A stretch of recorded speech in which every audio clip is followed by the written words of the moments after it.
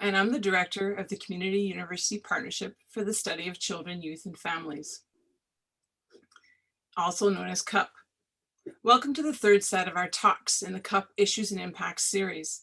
I want to welcome you to our session today and to thank you for taking the time to join us for the next hour, especially given the fact that many of you are also juggling the challenges of homeschooling and family stability as we all adhere to public health restrictions. Please know that we're recording our talks, and all the recordings from the series are available on the School of Public Health's YouTube channel, which you can find the link for in the chat box.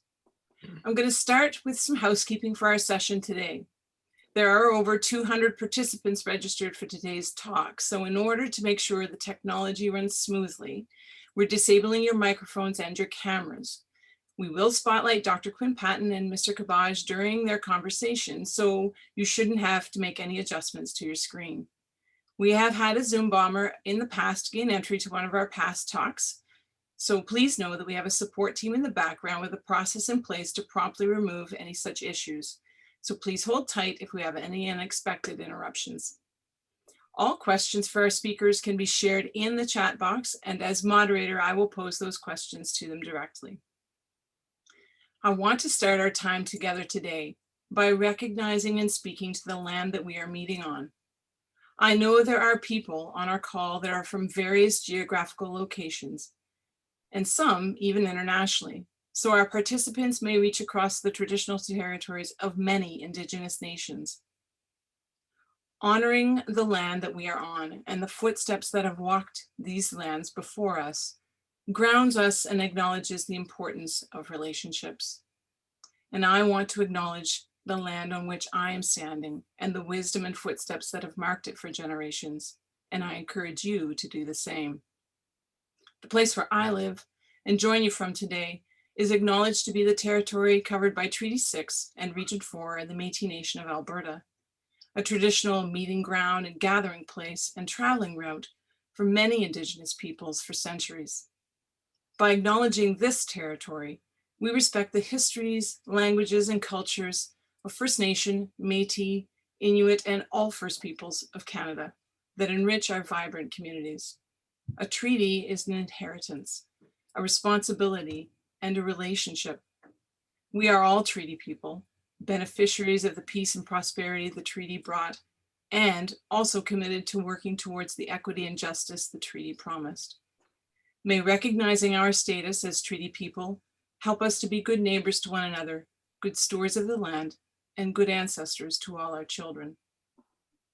Many of you on the call today know CUP, but many of you may not. So I'll take a brief moment to tell you a bit about ourselves and our series.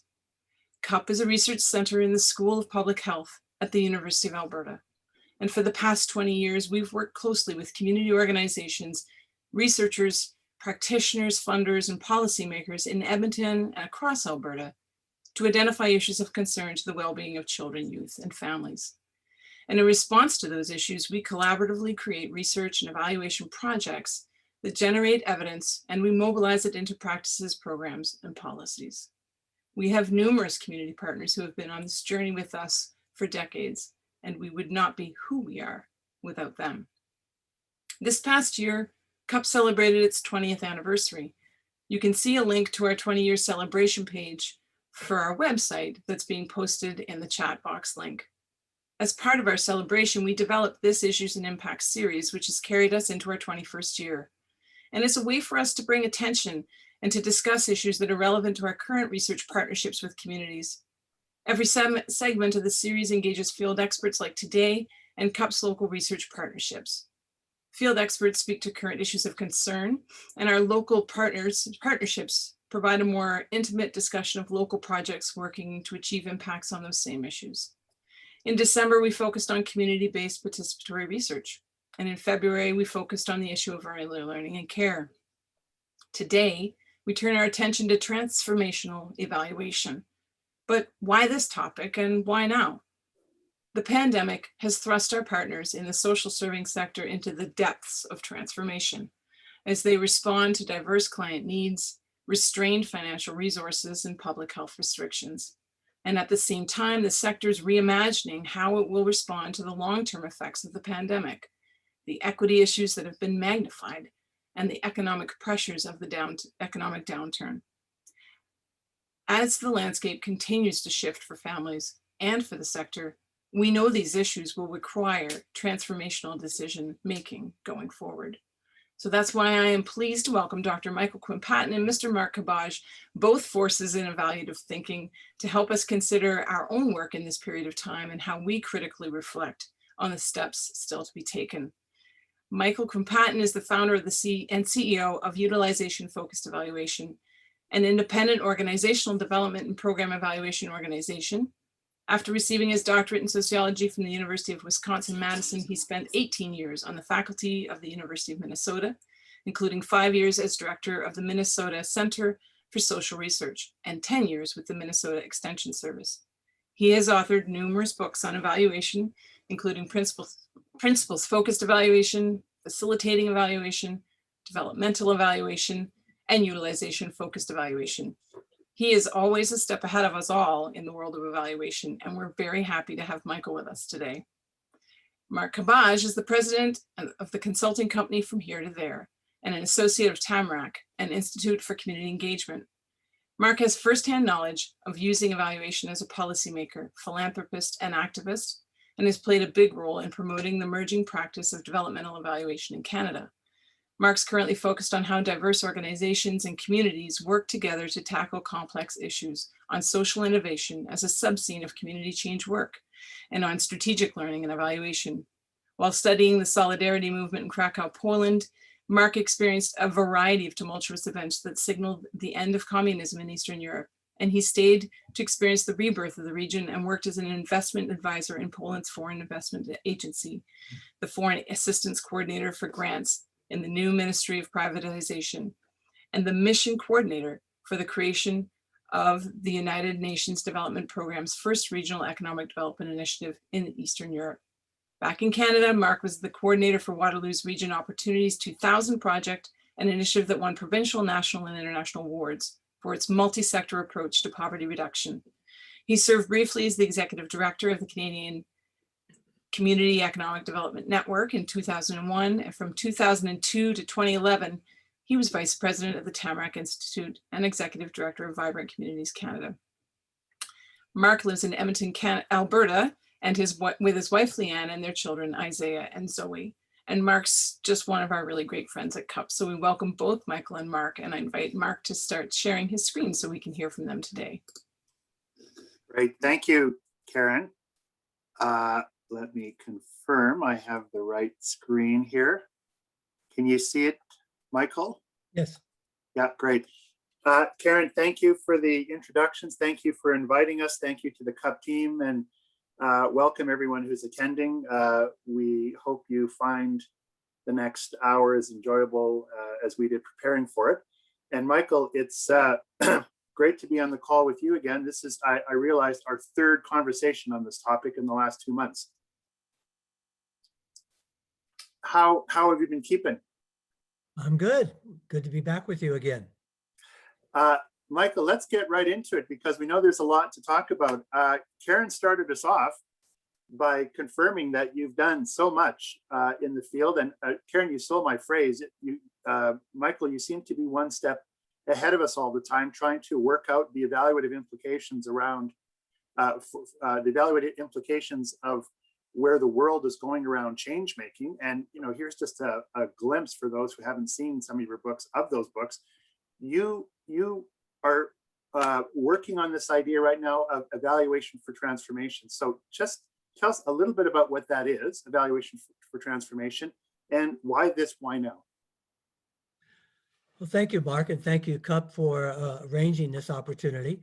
The work emerged a great deal from work in Canada and with Francis Wesley and Brenda Zimmerman when we did a book 20 years ago called Getting to Maybe, How the World Has Changed, and looked at social movements, major ways in which the world was changing and how it changed, bringing systems thinking and complexity science into the worlds of social innovation and planning, design, and evaluation.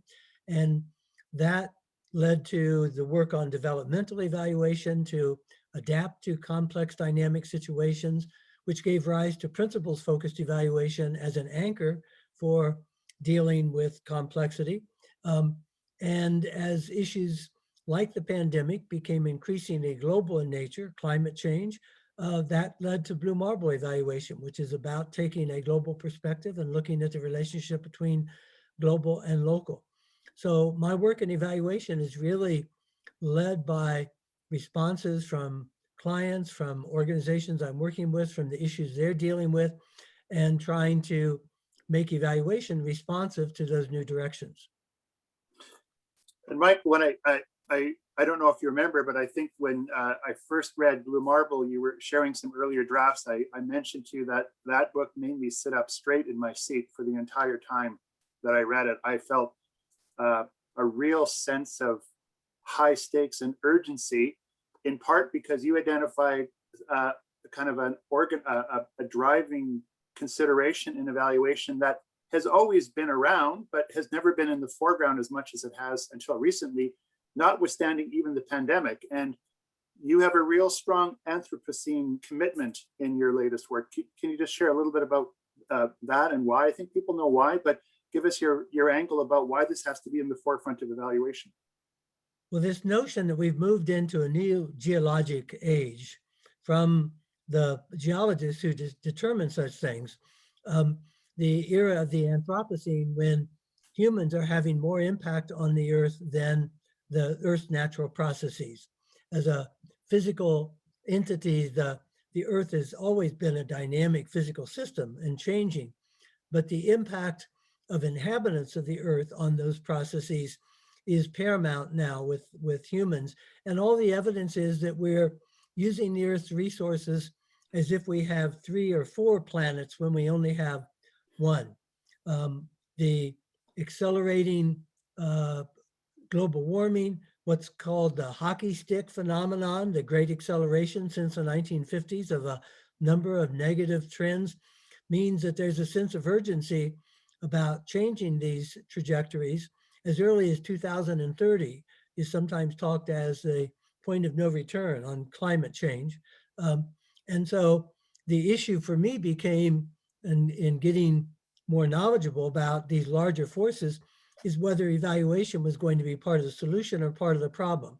And in working at it, I concluded that the traditional way evaluation is done actually makes it part of the problem more than part of the solution. And you mentioned to us a couple of times that as painful as the pandemic has been, it still compares to the implications of the Anthropocene. So the pandemic may have opened our eyes a bit further, but it's hardly the biggest game in town around the survival of the planet.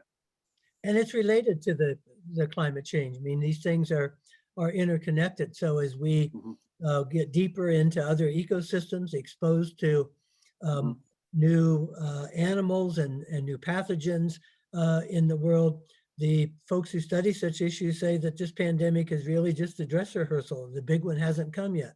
And the odds of these things happening increase with the other phenomena like climate change. Yeah. And so, Michael, the field is, I would call it wildly self-correcting. There's so much going on. You have a real ability to stay on top of it. I admit that it's very difficult for me to stay on top of all the implications and the new ideas and the new practices emerging in order to support transformation. And so we're about to talk about 4 ideas, but I think the manner in which we're about to talk them is that these are an offering of ideas. This isn't the truth per se. We feel these are kind of directionally correct ideas that need elaboration and testing, but it's an offering to people, and we encourage them to debate them and to discuss them and to find out to explore if they're useful or not. Exactly, for sure. Yeah. So we're going to talk about these 4 evolutions in the field, and I think we're going to treat everyone online. We're going to treat them as appetizers. We'll give you some resources about where you can go for more, but this is a work in progress. This idea of what are the implications for evaluation? It's almost like we're chasing the implications and trying to be consequential about them as we work through the ideas. But the 4 that we're about to tackle right now are: number 1, a shift from a focus on measuring change to tracking trajectories to transformation. The second one will be paying attention to theories of change, but also embedding them in a larger theory of transformation. And we think that's got a big implication for evaluation. One that's difficult for some is to move from agnostic criteria to transformation-oriented criteria. And Michael's going to explain 6 criteria and where they came from. And the fourth one is something that Michael and others have touched on before, and I struggle with a lot, but feel it's important to struggle with, is to move from this idea of an evaluator as a detached person supporting an enterprise to someone who's embedded, and not only embedded, but has skin in the game. So we're going to go through each of those fairly quickly, give you some resources about where you can go for more, and then we'll open it up for questions. Michael, the first one, from moving from measuring change to tracking trajectories to change. You've got an exercise that you like to ask people to engage in the chat box. Yeah, and it's basically getting our heads open to the nature of transformation. So we would invite you to share in the chat what image comes to mind when you hear the word transformation. I'm coming to you from northern Minnesota, in a cabin in a rural area, and the image that comes forward for me is very much part of this terrain. So we're going to wait. Michael's going to share his image shortly, but thank you, Wendy, for starting us off. Let's just get a couple. Caterpillar, butterfly, journey, winter to spring, developing child, another child, fireworks, something unexpectedly new, the descent of man, seasons, garden, caterpillar. Thank you, everyone. Michael, it may not just be in Minnesota where the same image comes to mind. Right. This is yours. We are at this stage in the season awaiting the first monarch butterflies in their 3,000 mile pilgrimage from Mexico, where they winter. And we support the prairie restoration here. And the point about this transformation is that it's clear when a transformation has occurred. The transformation from caterpillar to butterfly does not require a significance test to find out if it's occurred. Indeed, part of the point here of the difference in measuring change and transformation is if you need a significance test to tell whether or not something has changed, it probably hasn't changed. We're looking at changes that are palpable, that are dramatic, that are major, on the order of being able to see this change from the caterpillar to the butterfly. Yeah. And Michael, throughout your writings, and I think this will be familiar to many, you've been getting to maybe in others, you remind us there's lots of examples of social transformation or societal transformation. Well, and Karen began introducing you with the collapse of the Soviet Union. You were there when the wall came down. The civil rights movement, the work around the globe to reduce and end smoking, the gender equality issues, gay rights, Mothers Against Drunk Driving, which we featured in the Getting to Maybe book, the end of apartheid, the end of slavery, social media. These are major transformations that have implications for society that spread around the world. It's not like they get finished or don't lead to new challenges, but there are major marks in time where there was a before and an after, and the world gets transformed. Michael, actually, I'd like to riff on that a little bit. I mentioned in our last conversation that everyone, I grew up in St. Paul, 212 kilometers northeast of here. And I remember as a little kid not knowing how far Edmonton was because it seemed like a long trip to me back then in the early 70s. And I remember someone in the town responding when I asked how far is Edmonton, and they said it's about 6 beers away. So it takes, I don't know, 30 kilometers per beer or something, which is a shocking statement now. But Michael, that certainly has transformed people's tolerance for drinking and driving, never mind the behavior of drinking and driving. But can you just remind us of the MAD story and how someone didn't start off with that transformation in mind, but nonetheless helped create a trajectory for transformation? Yeah, the Mothers Against Drunk Driving movement began when a mother of a 16-year-old girl was killed by a drunk driver in California. And out of her grief, she went to the sentencing for that driver, and he was given a 6-month suspended sentence. And she was so angry in her grief she wrote a letter to the local newspaper saying that she thought it was outrageous and warning other parents that this driver was going to be back on the road and she was going to be in that courtroom in a certain colored blouse every time there was a drunk driving hearing.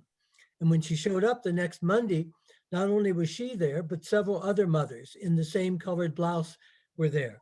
And then they were in Sacramento and in San Diego and San Francisco and in other states. And they created a movement of showing up and paying attention to what was going on. They didn't set out with a strategic plan. They weren't trying to decrease the level of alcohol that qualified as drunk or get police training or new policies. They were acting out of a deep sense of that the way the things were was wrong, that the punishment should fit the crime and it's something had to be done. And that created a social movement. And that's what we find with a lot of these, is we'll get to talk about the theory of transformation. These aren't top-down things that are led by some particular organization. They are thousands of people in different arenas that begin to get mobilized, and their cumulative aggregate effort is what tips the critical mass and makes a change in the world. Yeah, it's a great story. And for those who haven't read the book Getting to Maybe, that's one of the many good stories in that book that gives you an understanding of that. And Michael, there's an example that's even closer to home. And Karen started us off with this example in my mind with her introduction. You have another real quick example of transformation over 20 years in regards to relations between Indigenous and non-Indigenous people in North America. Yeah, every 10 years, there was a shared international conference with the Canadian Evaluation Society and the American Evaluation Association. And in 2005, Brad Cousins in Ottawa for the Canadians and me for the Americans were co-chairs. And we wanted to do a smud ceremony to open. And at that point, the hotel said that it was illegal to do that. You couldn't have smoke. The fire department would object. And we got involved in a whole process of what it would mean to be able to honor the Indigenous land and Indigenous ways in opening that conference. That was the first land acknowledgement I ever experienced. And now here we are more than 15 years later, where an appreciation of the Indigenous land, acknowledgement of that, using smud ceremonies as appropriate, bringing the Indigenous perspective very much into evaluation and other things has led to quite a change in the landscape in a relatively short period of time. And that's a transformation. Yeah. So we're going to touch then on two implications of what we just said for evaluation. Number one is you're giving us a phrase to replace statistical significance as evaluators, interlocular significance. I forgot what that means. Fred Hostel, a great statistician, once said that what he really looked for when he was dealing with projects was not statistical significance, but interocular significance, that it hits you between the eyes. Interocular significance means, as in the transformation of the butterfly, you know when it occurs.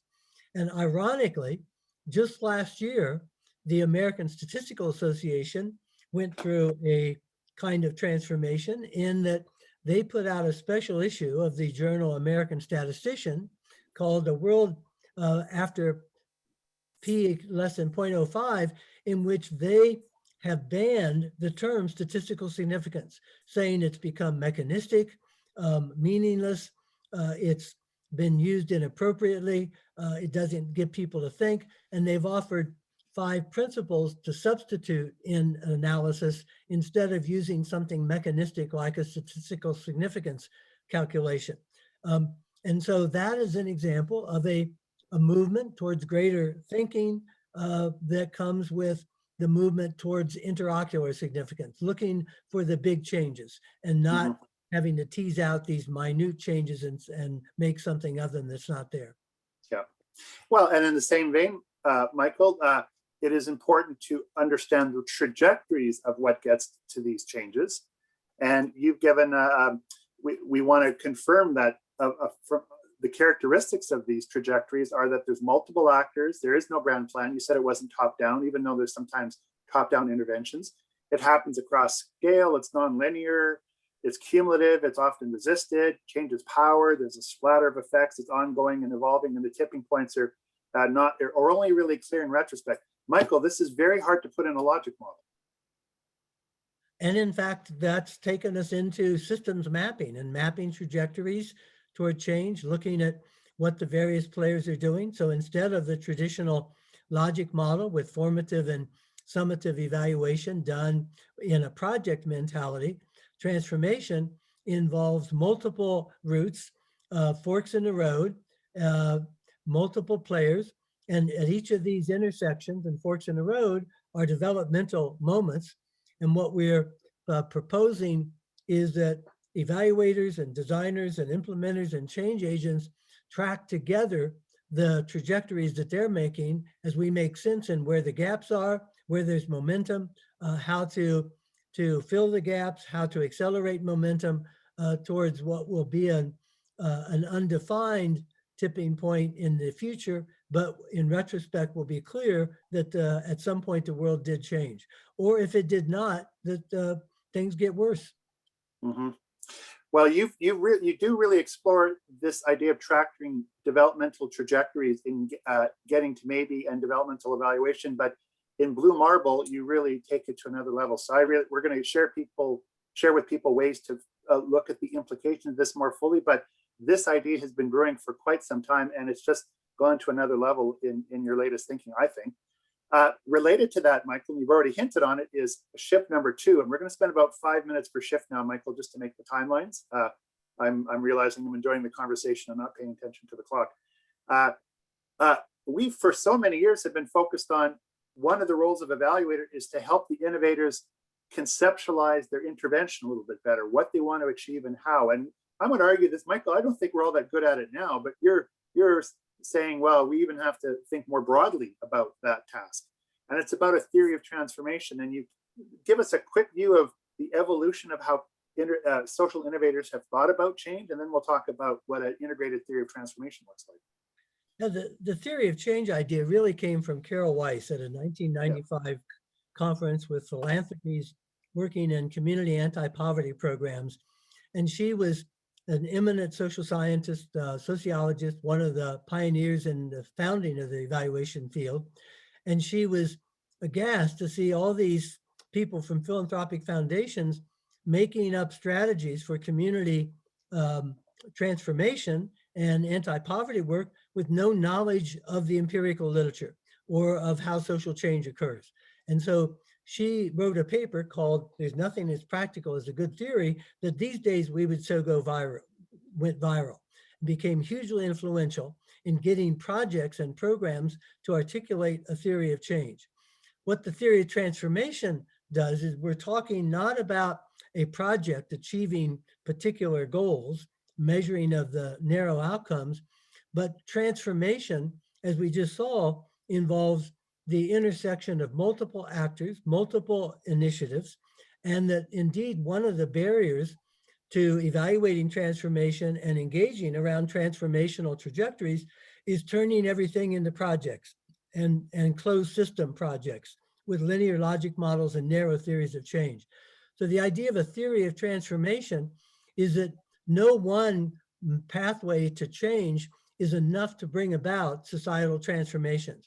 What we end up realizing in retrospect is that transformations happen because multiple actors are moving and working in multiple ways under different theories of change, and that when those converge and create synergies among those different efforts, you get the change. Take smoking, for example. There were people working on educating people about the dangers of smoking. There were regulatory issues around regulating smoking and cigarettes, warnings on cigarettes. There were economic issues, taxing cigarettes, making them expensive, health people getting involved, insurance people getting involved, schools getting involved, organizations getting involved. And so there were multiple pathways and multiple theories of change that had to come together to really change the trajectory of smoking as that continues worldwide. So that's what a theory of transformation is. It's integrating multiple theories of change. Michael reminds me of there's a phrase in innovation, there's nothing more dangerous than one idea when it's the only one you have.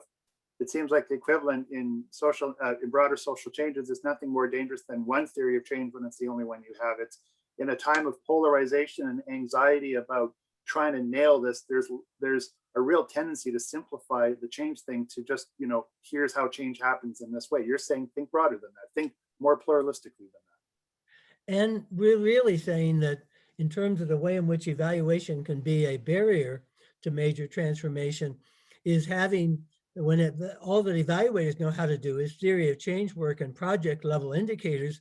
They take transformational trajectories and turn them into closed system theories of change with narrow outcomes.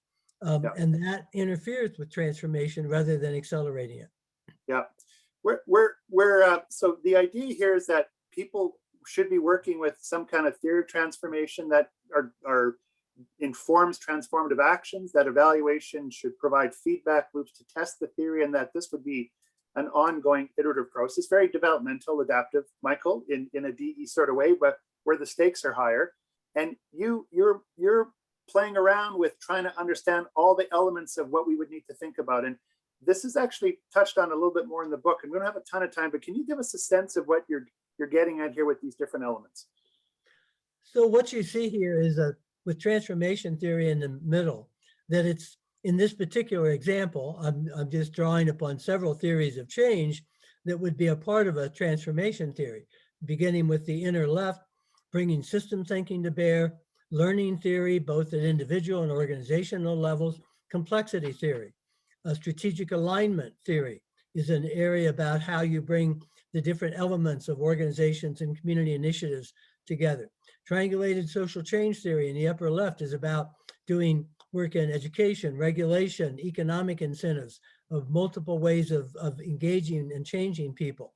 The bottom left iceberg theory is about not just looking at what we can see above ground, the formal arrangements, the policies and explicit programs, but all of the informal connections and relationships and norms and mindsets that are below the surface. And fidelity theory is about calling people on their use of the word transformation. Is it really transformational, or is it just rhetoric? So this is an example with developmental evaluation theory at the bottom of beginning to map out and interconnect diverse theories of change. Yeah. And Michael, you're not from Alberta, but we're in the middle of an energy cluster and an energy system going through transition, dramatically since 2014. But when we chatted about this, you were suggesting that transition is not going to happen, particularly to net zero, if we're trying to save the planet, without such an integrated theory of change. Have you glimpsed this around energy systems change makers around the world, how they've tried to become integrated? It's happening around climate to a great extent.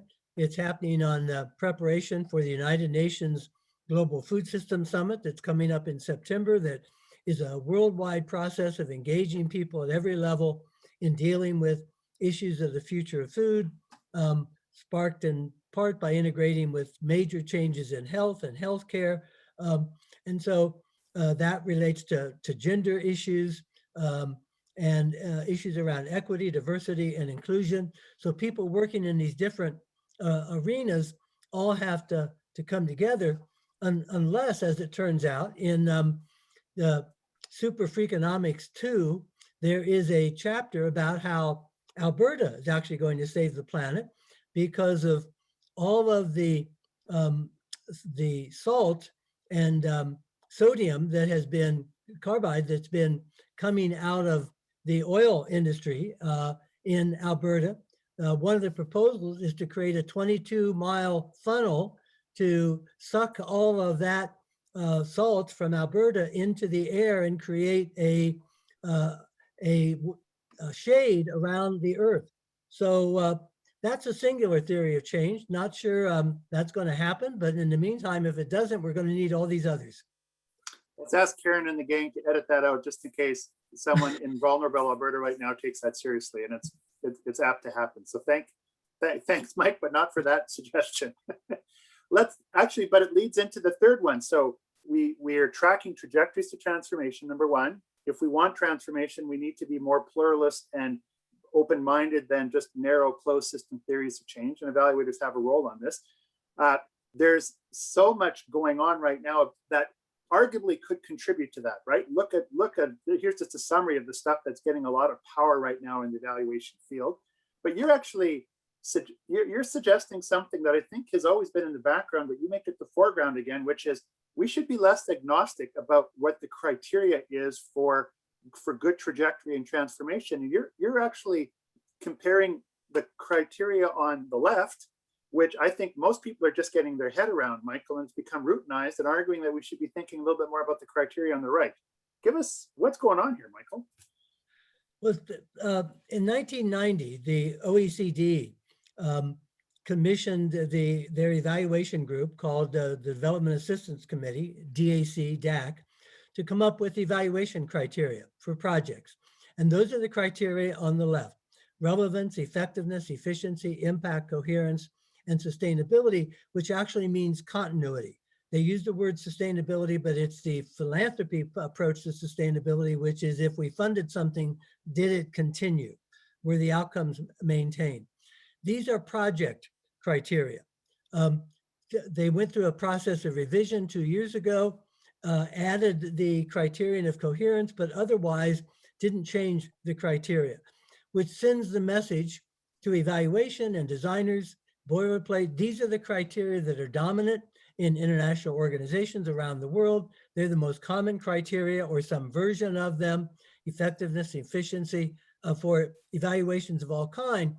And we're so used to them, they get treated as technical criteria, which disguises the value base of them.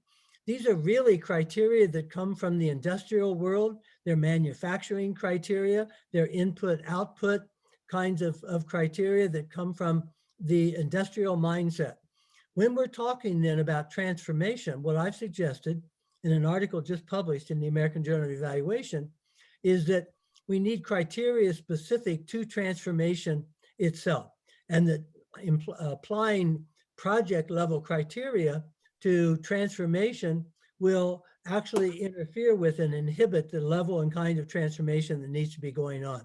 And so these new transformation criteria as examples, I'm not suggesting they're definitive, but that inviting people to think about what are the appropriate criteria for the level and scope of initiative you're working with.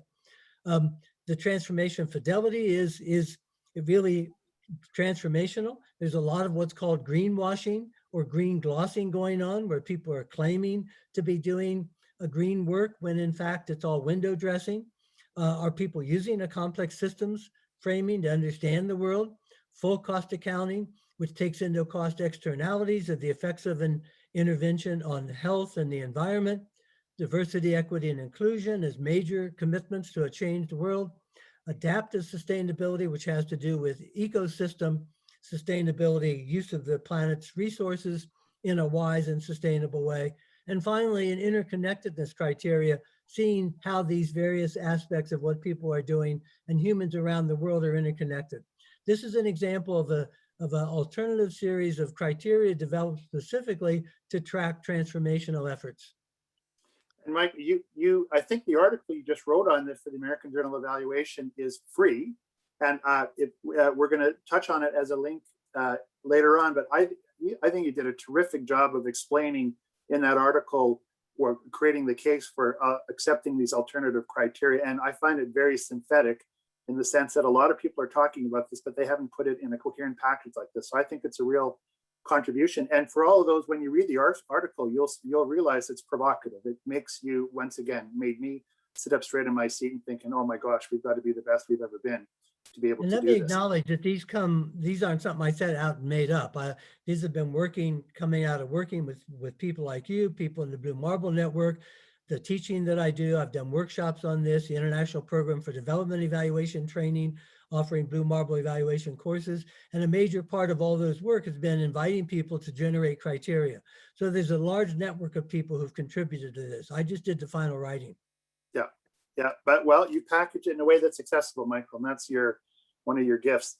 We could talk a little bit about an example of that, but Michael, we are at time, and I wanted to just bring us to the next one. The article actually does touch on this a bit more and heads up on some examples coming from the future of food and evaluation done with this kind of criteria in mind. And Michael, if I'm not incorrect, if people go to the Blue Marble evaluation site, for which there's a link, they'll also find expressions of these same ideas. That's right. And Yeah. and some webinars that we've done on them, some blogs we've done on them. And the Global Alliance for the Future of Food is headquartered in Toronto. Yeah. It's an alliance of philanthropic foundations from around the world, several of which are from Canada. Yeah. So terrific. Listen, let's touch on the last thing, and then we're going to turn it over to Karen for questions, and then we'll finish with the looking forward thing right at the end of the call about where people can go for more and how they can contribute to this direction. This last shift you think is important. You've said it before. You've used this frame before, Michael. I've heard it, but why don't you surprise the crowd by making a statement that I know will make some people feel awkward? Well, I've just been dealing with this with a major government and several international agencies that continue to describe the role of the evaluator as being rendering independent external judgment. And indeed, a major country evaluation unit that just published its own criteria that defines independence as the evaluator not having any interest or stake in the outcome of the program being evaluated. And it has struck me, this whole notion for a long time, that it turns evaluators into automatons.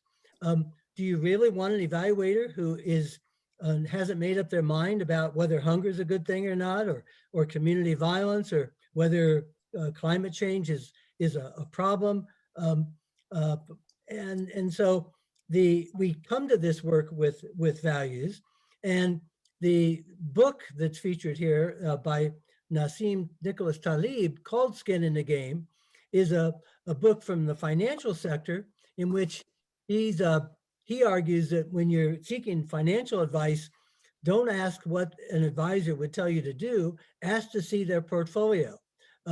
What's their skin in the game? What's their behavior? And so from the sense of urgency and interdependence that I have children and grandchildren whose future is at stake around climate issues, around the pandemic, around health. And so when I come to my work, I'm looking for people I can partner with because I have skin in the game. I care about whether programs are effective. And what that allows me to do is to say to them, look, because I care about whether or not you're effective, I'm going to give you my best shot. And if you're not effective, I'm going to be all over you like a fly on flypaper. And if you are effective, I'm going to help you take your game to the next level because what you're doing matters.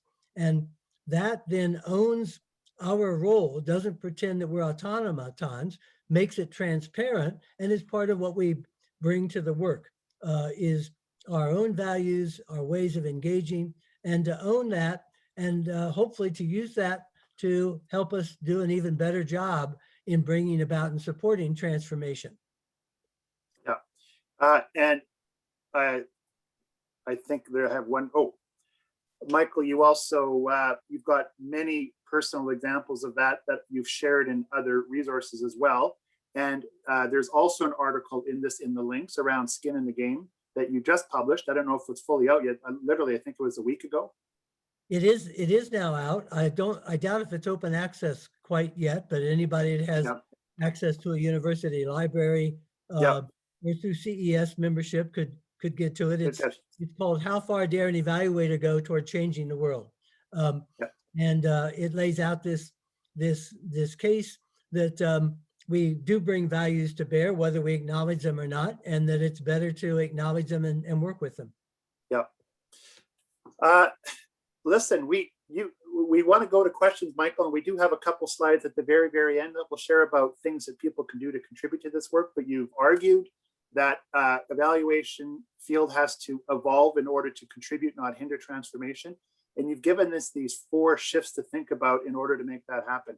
Thank you for that high-level review, this appetizer, if you will. I'm actually going to turn it over to Karen now to take some of the questions. And then once again, we'll come back with a minute or two left to give people some additional resources, including folks that some of the links. We have direct links to the articles that we spoke about in the presentation. Karen, over to you. Michael, there's lots of questions that I could keep going with, but I know the crowd has some too. Thank you, both of you. Amazing. We've told you we have a team watching the chat box, so it's been exploding with lots of great comments and questions.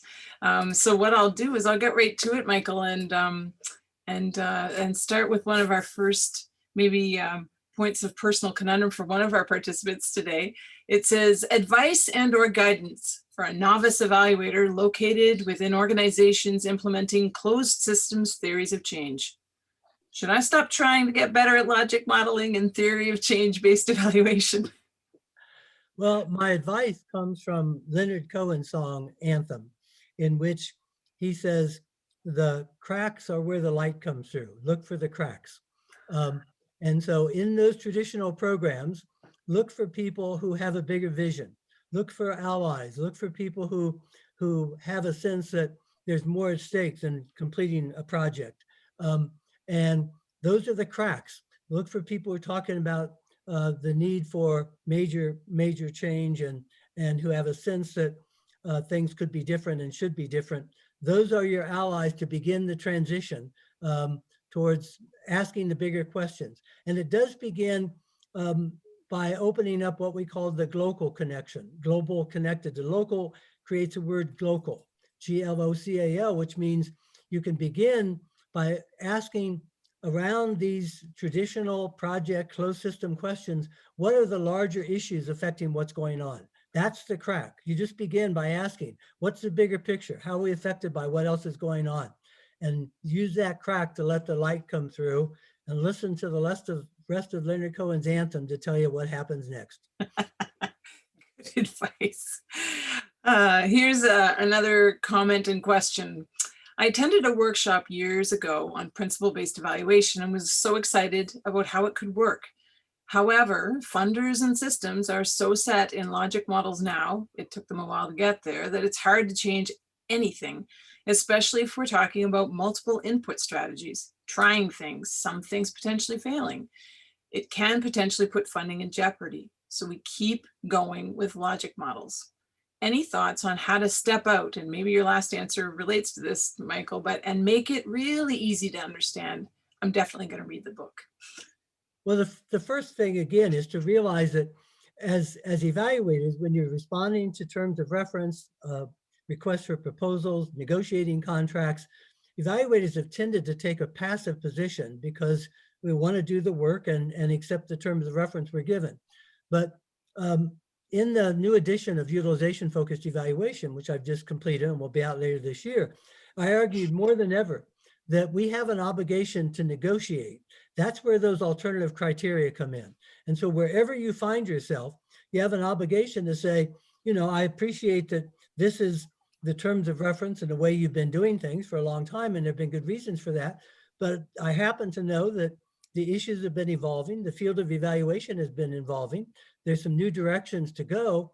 And I'd like to at least share those options with you before we make a final decision.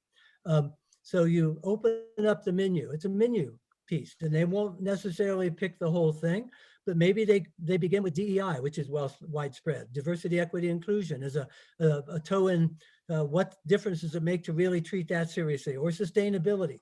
And that's the crack again, that so you begin where you are, you begin with what's possible. You don't make the whole transformation at a local level at once, but every little bit accumulates, connect with other people who are doing this, point people toward the leading edge. I like that, actually, the sort of before you jump in with both feet agreeing to all the terms, to have that kind of a conversation. That's a really interesting and really great place to start before we get too far down the road. The next question we have is trying to understand, I think, some of your use of terminology. So the question is, why use the word transformation instead of change? Change can also imply complexity and other dimensions discussed. Just interested in knowing the choice of the term transformation. Oh, great question. And Donna Mertens, one of our distinguished evaluation colleagues, did a book some 20 years ago on transformative evaluation in which she was referring to bringing historically disadvantaged and unheard voices into evaluation as a particular niche of evaluation. But this use of the term transformation is not my word. The word transformation has become the clarion call on the international stage. I've gotten involved in a series of networks and conferences that are called Transformation. My first one was at the University of Dundee 2 years ago. Every 2 years, there's a major international conference on transformation. The Sustainable Development Goals are a transformation agenda. The United Nations has adopted the No One Left Behind as a transformational vision. So the word transformation is out there in the international ether. It's become the clarion call for the degree and scope and nature of change that needs to happen, to distinguish it from simply incremental business as usual change to the scope and level of kind of change that's needed for humanity to have a more just and sustainable future. So I'm piggybacking on that from an evaluation perspective and saying we need to evaluate transformation, which people are trying to work at. We need to transform evaluation. To evaluate transformation, we need to transform evaluation. That's our piggybacking on the languages there.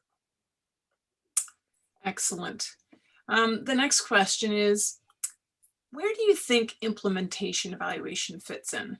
I think some of the frameworks informed from this work, like CFIR, address complexity and adaptability that leads to sustainability.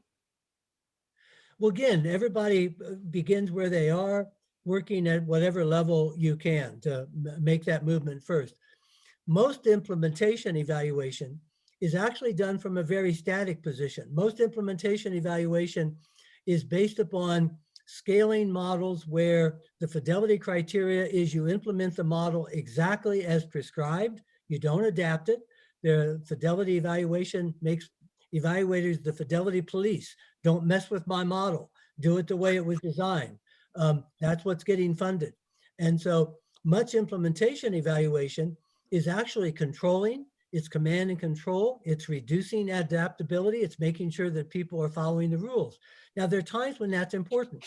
In the vaccination, we don't want people going around saying, well, I think I'll try giving people half a dose today, or maybe I'll give them both shots at the same time and see how that works. No, there are good protocols, and the vaccine implementation has to be done according to those protocols. That's science. But a vaccination campaign is hugely contextual within communities, within Canada, within provinces around the world. And so a vaccination campaign can't be implemented according to a narrow prescription. It's got to be highly adaptable. It's got to be learning oriented. It's got to be geared toward different subpopulations within having a standardized, well-implemented vaccine itself. Thank you.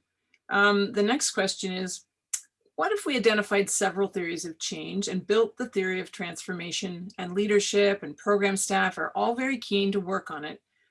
But if we don't have enough resources, like lack of funding, how do you prioritize the scope of theory of transformation? That's a very contextual question. It's a great question. And again, one of the techniques that we're developing is systems mapping, where you map those different theories of change, look at how they interconnect, and you look for leverage points. Where would we begin? So, if you're dealing with something like smoking, historically, those were the discussions people had. Do we begin with taxes? Do we begin with regulation? Do we begin with education? And in fact, what collective impact does is divide up the roles and say, well, you do this piece and I'll do this piece. And we won't all any of us try to do everything, but let's each do the piece that we're best equipped for. What's our capacity? What's our opportunity? And then connect with the other people doing the other things. Our next question, this person's their first statement is, this is revolutionary. Wow. Is there any advice for leaders of solidarity groups who are connecting to one another, who want to use academia platforms to evaluate social injustice? I think that there again, evaluation can be a positive ally. There are really some great social justice evaluators. There's a long tradition of social justice concerns and evaluation. Canada's been one of the leaders in that. The Canadian Evaluation Society has made social justice a major part of their commitment. the Canadian Evaluation Society has endorsed the Truth and Reconciliation process out of the residential schools and have people trained to work on social justice issues. So part of what I would urge leaders, designers, social movement people to do is not to shy away from evaluators, because they've traditionally been the dentists of the change world, who inflict pain and make people afraid, but to look for those social justice evaluators, blue marble evaluators, principles-focused evaluators, who can join you in the social justice arena and actually help accelerate those leadership processes with evaluation that is supportive, learning-oriented, and connects with other transformational efforts. So look for allies. There are lots of them around, especially in Canada. You can't create transformation without allies, right? That's right. How do you determine how do you determine where transformation is required, given that a healthy system also has elements that need to be conserved, not just changed or released like an adaptive cycle? It's a great point. And one of the things we didn't have time to get into, but that Mark and I have talked about, we do in the workshops, is transformation itself is a neutral term. So that you have to bring a value base to what kind of transformation and what scale you think it is. White supremacy reemergence is a transformation. The reemergence of dictatorships in parts of the world is a transformation. And the destruction of the coral reef, the Great Barrier Reef, the destruction of the oceans, these are transformations. And so the term itself is a major significant change in systems, but whether those are positive or negative depends upon your value base.